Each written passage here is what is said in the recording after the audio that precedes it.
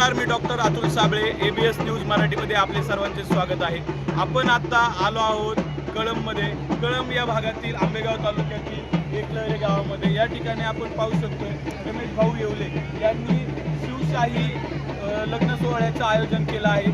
नेमकं या विवाह सोहळ्या पाठीमागे नेमकं भाऊंचं काय आहे उद्देश, काय आहे हेतू, तो त्यांच्याकडून जाणून घेऊया। आदेश 80% समाजकारण 20% राजकारण तसेच आपल्या पक्षाचे नेते कोणाचे नाम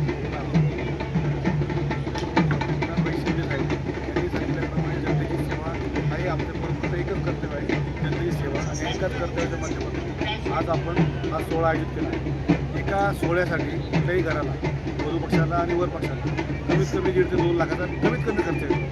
असा मोठा खर्च बऱ्याचशा कुटुंबांना पेलवत नाही। त्यांना मदत करण्यासाठी आपण आपल्या सर्व मित्रजनांच्या मदतीने हा सोहळ्याचं आयोजन केलं आणि खरंच मला आंबेगावातील सर्व जनतेचे आभार मानायचे आहेत की त्यांनी आम्हाला भरभरून प्रतिसाद दिला। आज इथे 10 जोडप्यांचे विवाह होत आहे आणि त्या सर्वांना अतिशय चांगल्या प्रकारची सेवा द्यायचा आम्ही प्रयत्न केला।